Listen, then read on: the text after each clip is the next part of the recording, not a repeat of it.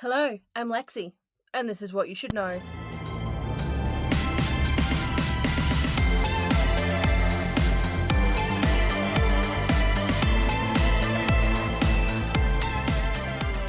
I have missed you all so much. And honestly, I'm so glad to be back online and up and running. New pod lab, which again is a walk in closet. Really wasn't great not being able to do anything or reply, but my goodness, did I log back into some love from you all.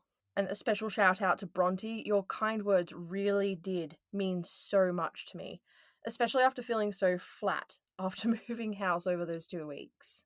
During that time, I only really got the chance to start sorting things out for this episode while finishing moving home and working as of Wednesday last week. I could have taken a break from this week too to get a nice episode organized, but I really didn't want to do it that way. But that being said, I really didn't have enough time or brain power to really study anything in depth like I usually do. So, what does that really mean for this episode? I hear you asking through the podcast. It means I'm going to review an Australian horror movie that I honestly believe deserves more attention than it has had in the years that it has been out. I promise next week we will return to our regularly scheduled episodes. But while I am resembling a zombie more than a human, I figured it would be a good chance to do something a little more fun and easygoing. So, this is what you should know about The Loved Ones.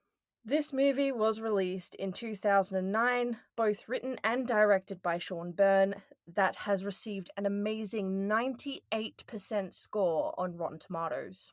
Now, this flick isn't super gory, which is why I was so surprised to see an R rating on it.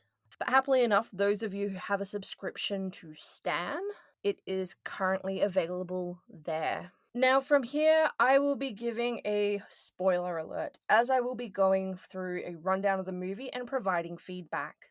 But I promise, even with details provided, it is still a great watch, and I highly recommend it, as what I will describe will most certainly not hold a candle to the acting in this. The movie starts with the sound of a radio switching between stations and settling on an easy listening station. While this is happening, we are shown the streets of a rural Victorian town. A long-haired teenaged boy named Brent drives with his father, listening to the radio. Brent teases his dad about the age of the car, as it still only comes with a tape deck and a radio, calling the car a piece of shit. I swear this is a common conversation between parents and their kids, especially as the dad makes a joke about the car being so old that the boy was conceived in the backseat. I really do enjoy this opening banter, and it feels quite organic and really sets up the idea that the father and son have a great relationship. You know, the typical setup right before everything goes horribly wrong in a horror movie. So at this point, a shirtless and bloodied up boy steps into the street, and Brent swerves to avoid him, crashing the car. Unfortunately, missing the Wayne's World cut sequence as it jumps to 6 months later, we can all assume that the father did not survive the crash.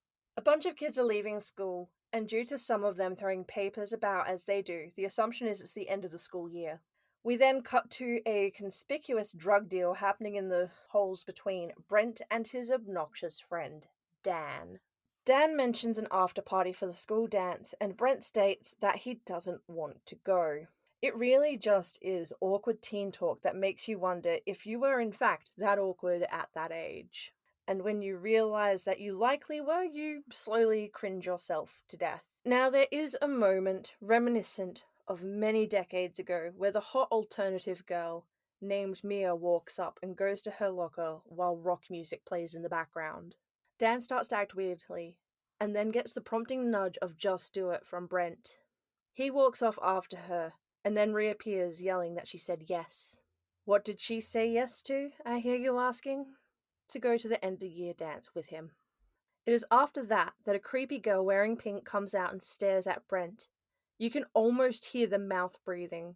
We find out her name is Lola, and she asks Brent to the dance, and he politely declines, because he's going with his girlfriend Holly. Brent later goes on to tease his girlfriend about being asked out by another girl, and it leads to a gratuitous sexy time scene in her car, where we get to see that Brent is wearing a razor blade necklace, which hit me hard in the nostalgia of the good old emo days. However, you then see the self-harm scars down his side. Holly briefly acknowledges her boyfriend's self-harm, but then continues the sexy times. Which was awkward to watch because these are supposed to be teenagers and I'm a grown-ass woman, so yuck. Holly then demands to know who asked. He doesn't tell, but it slowly pans up and you can see Lola watching Brent and Holly get their swerve on outside the car. Now, I am not one to kink shame, but that is weird, especially since she wasn't invited to watch. Remember, kids, consent is key. So after Holly drops him back off home, she says that she loves him. However, in traditional angsty teen boy fashion, he doesn't say back but instead decides to tell her that it was Lola who asked him out. She then hits him with the quip that maybe he should go with her, as she may not mind dating an emotionally R-word for a boyfriend.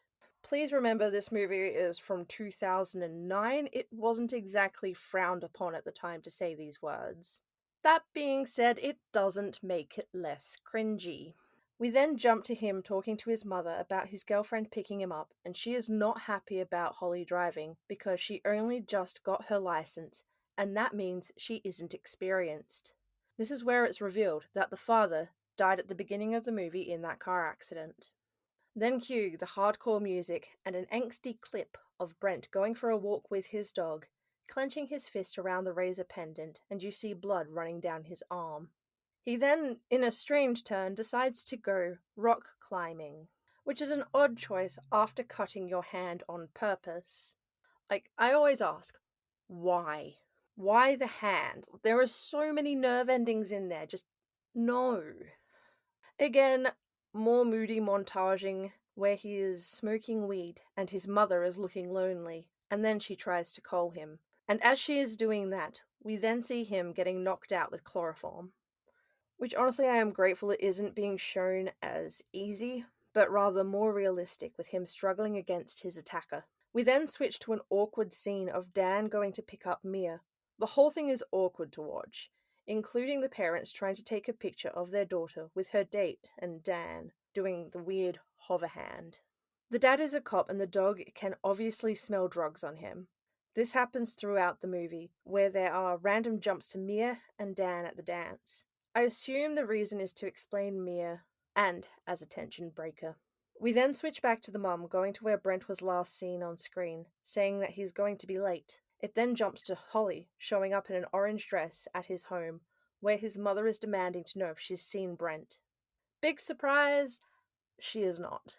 Then another tension breaker, which is actually amusing, where Dan gets burned by Mia. He had told her the reason her dog was smelling him was due to him having weed on him and not wanting her to think that he has a hygiene problem. She then legit deadpan turns to him and says, "Why? Are you expecting me to suck your cock?" Always call out someone on weird behavior. It's fun. But that little tension cutting scene is cut short once again, as we are then thrown into Brent's mother and girlfriend trying to get a hold of him, and then coming across the family dog out the front, home, whining. The dog is bleeding and gets taken in Holly's car to get medical help. However, on the way, the dog does die. A phone call appears to happen between Brent's mother and the head police officer. He says Brent has run off before, and the mother explains that this is different and that it looks like the dog has been stabbed. We then get another palate cleanser of Dan from him trying to slide across the bonnet of his car and falling off. Kind of feels disjointed, but the palate cleanser is appreciated to a small degree. A car then pulls in only to reveal that we have arrived at Lola's house, where an older man who is Lola's father opens the trunk revealing Brent. Lola is mad because he looks like he is dead. The father scrambles to show his daughter that there is a pulse and that he isn't dead. She puts her head up to Brent's chest and listens to his heartbeat and mimics the sound. Ba-bum. Ba-bum. Ba-bum.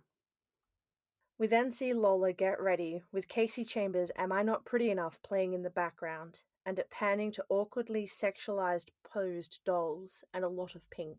And then it goes to some terrifying scrapbooking as Lola glues a picture of Brent into her book and her dad comes in with a gift for her, a new pink dress and shoes. The dad goes to leave, but she stops him, changing in front of him, asking him what it looks like. You can feel the gross incestuous tension all the while the dad is also trying not to look. It was quite uncomfortable to watch that scene. Brent wakes up tied to a chair in a tux where he sees Lola, her father, and what I assume is Lola's mother, who has a large scar on her forehead that looks like a drill hole. Very Jeffrey Dahmer sex zombie. The chair Brent is tied to is also bolted to the ground, so it's not going anywhere. And it is at this point that Lola injects what looks like toilet cleaner into his neck. And there is this beautifully dorky but dark father-daughter moment where Brent screams, and they both say in unison, "We can't hear you."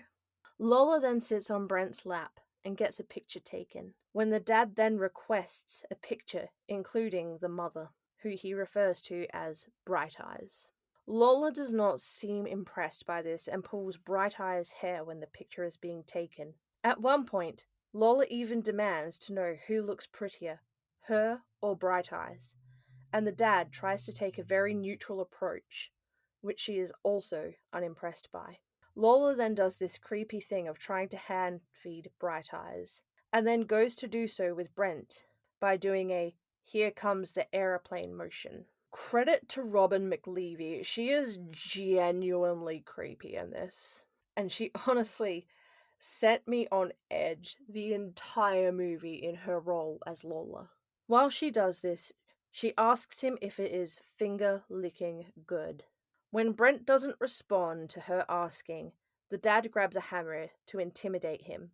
Genuinely a fantastic performance from Robin McLeavy and John Brompton, who plays her father as she forces Brent to suck her fingers. The whole thing is deeply unsettling as he begs them to let him go to the toilet, and she demands to know if it's ones or twos. Once he states that it's ones, she chugs a glass of milk and then holds the cup to his penis to let him pee. When he doesn't start to urinate, they threaten to nail his penis to the chair if he doesn't do it. Just as time is running out for him to do so, he manages to urinate, and Lola states that his penis is crying, and that maybe she needs to kiss it better, or that she should bite it off to stop her, referring to Holly, from ever kissing it again. It is at this point that Brent double leg kicks Lola, knocking her back full force, and then hops away like the turnip prince from Howl's Moving Castle. Because for some reason, with all of their forethought, they didn't think to actually tie him to the chair. He hops outside and hides. The dad follows shortly after, checking in on Lola. Brent hid under the car, and there is this moment where the dad gets into the car and you are convinced he is going to run him over. But he doesn't, and he cuts the ropes with his razor and rolls out of the way, but is then spotted with the headlights. To which again I have to wonder, if you are taking the time and effort to change his clothing, why would you not take away anything they could use potentially as a weapon? So far, they get 1.5 stars for planning. Brent runs away and hides up a tree, where Lola and Daddy Dearest spotlight him with a dolphin torch and knock him out of a tree and unconscious with rocks. They tie him back up and hammer knives into his feet, where he lets out the most primal, pained scream I have ever heard. Genuinely, I haven't heard a scream that primal before. It was a really well done performance. Lola sits on his lap and demands that he cries. He doesn't, and the dad states that he shouldn't hit girls. We cut back to Brent's family home, where the mum and Holly are waiting to hear back from the officer who went to look out for him. He returns only with Brent's iPod. Now Lola is going through her scrapbook from hell, showing pictures of the boys that she has killed.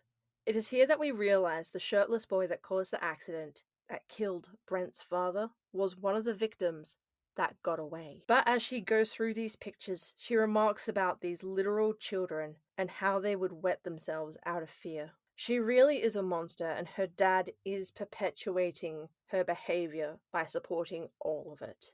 Which, again, I cannot praise them enough. Like, seriously. Robin and John did amazing in their roles.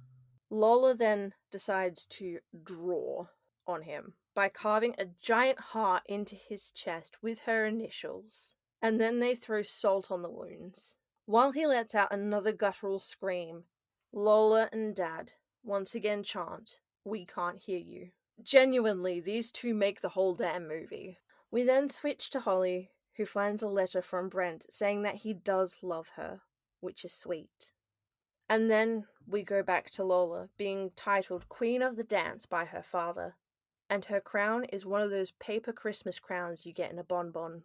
Lola then presses play and awkwardly jumps to Dan getting a hand job on the dance floor at the school dance from Mia, and it is super awkward.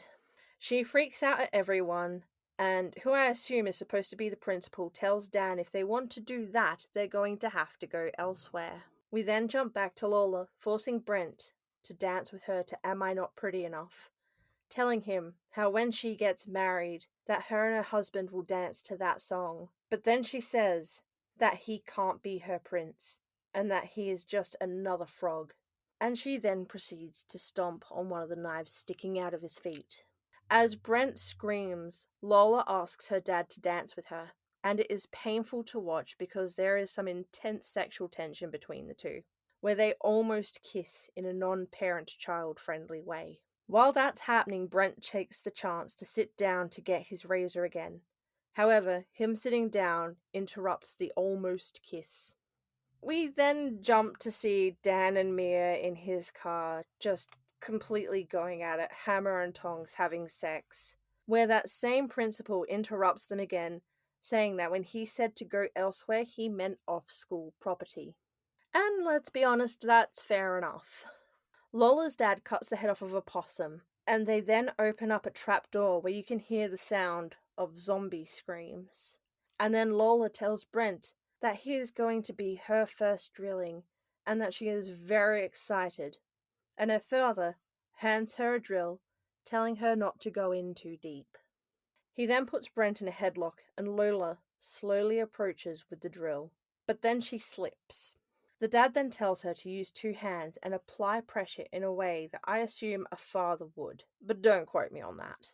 This time she drills a hole, and that guttural scream starts again, which honestly sounds identical to the zombie screams. You then hear the whistle of a kettle boiling, and you just know where this is going. Lola bends over and tells Brent, "It works, you know. The water boils your brain and turns you into one of them." And then she accidentally spills hot water on her dad, who then clarifies that she needs to give it a bigger tip.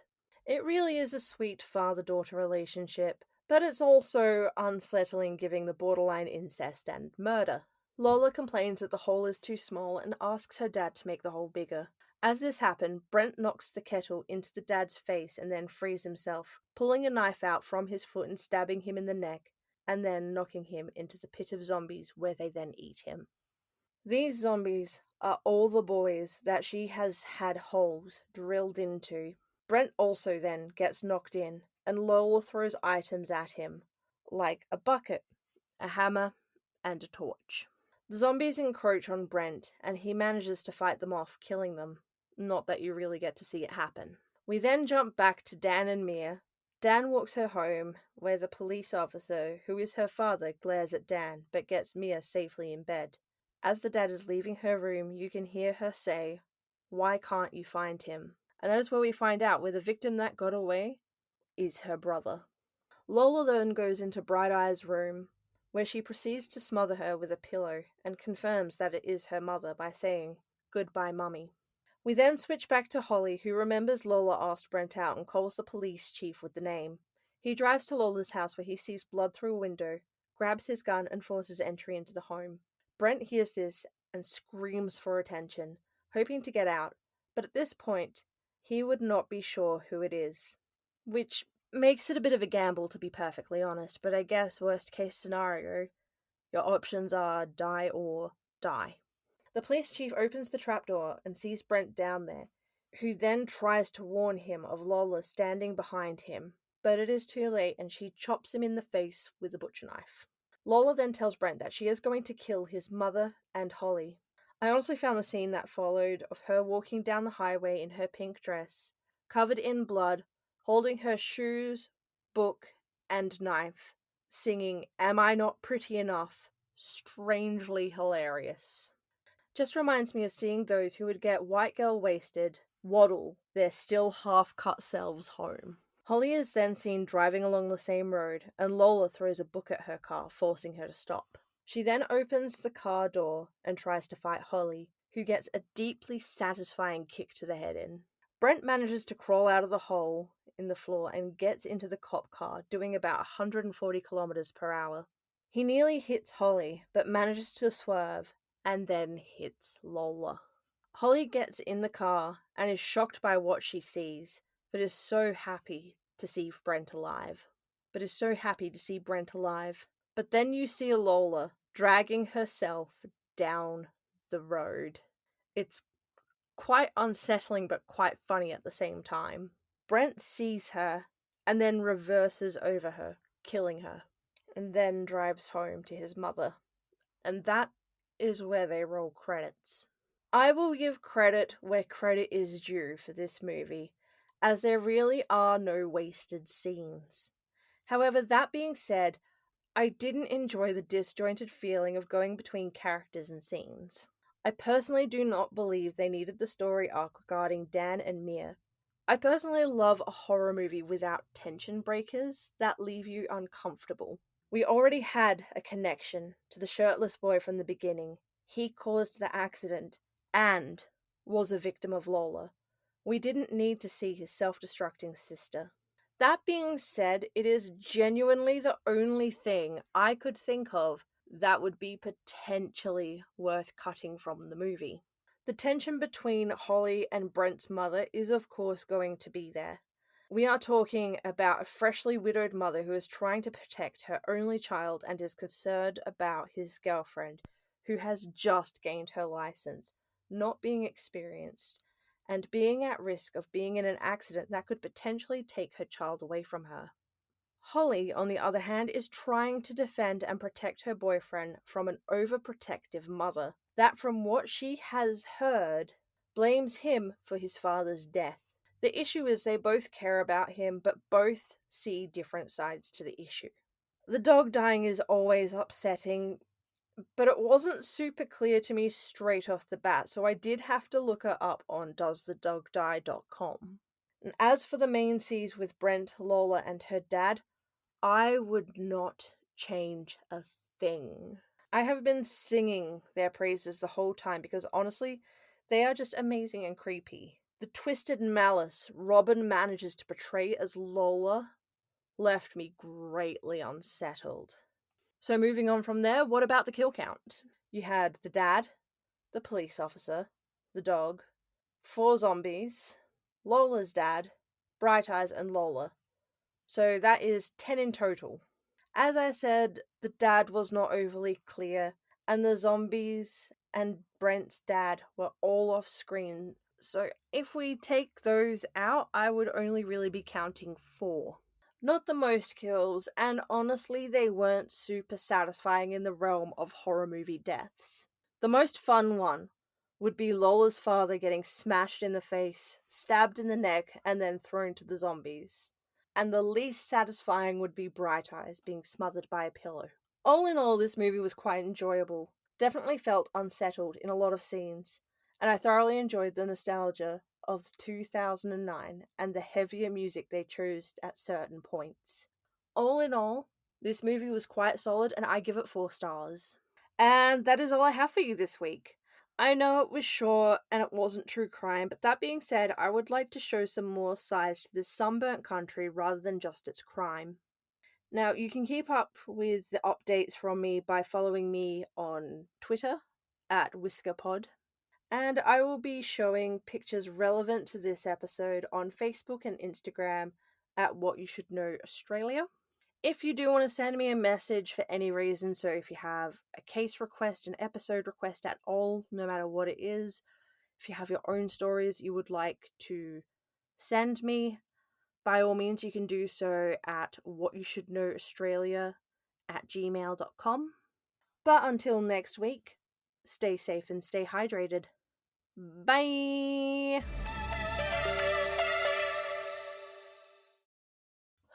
hopefully next week I have this closet a little better set up. I have lost feeling in my leg that is not good for someone who's over 30.